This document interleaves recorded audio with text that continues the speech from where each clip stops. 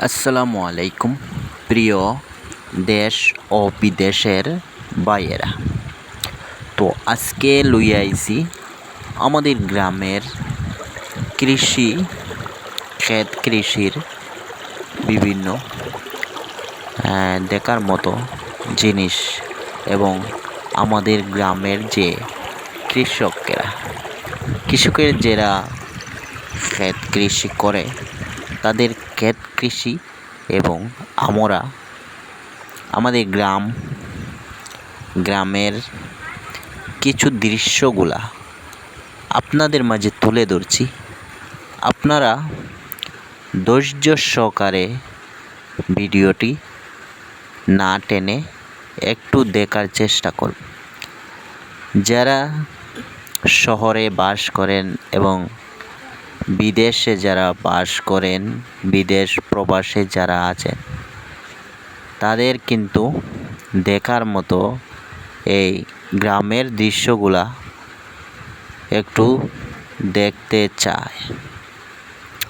এই জন্য গ্রামের দৃশ্যগুলা আমি তুলে ধরলাম আমার ক্যামেরার মাধ্যমে।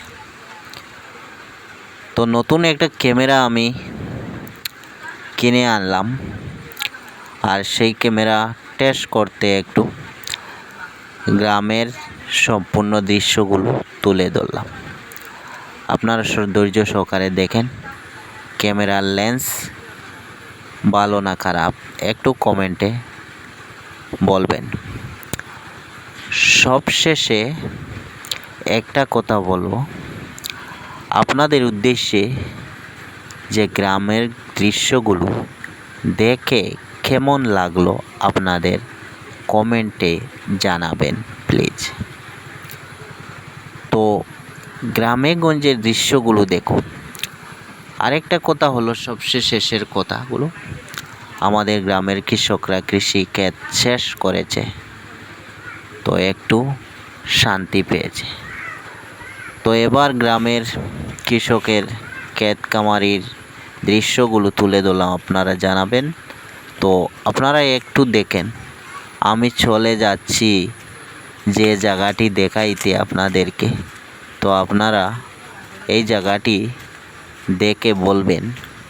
অনেকের এই জায়গাটি পরিচিত জায়গা, এবং এই যে গার্ডওয়াল যেটা আছে, এই গার্ডওয়ালের ভিতরে এটা কি হতে পারে? এই যে সবুজ ঘাসের নিচে এবং এই গার্ডওয়ালের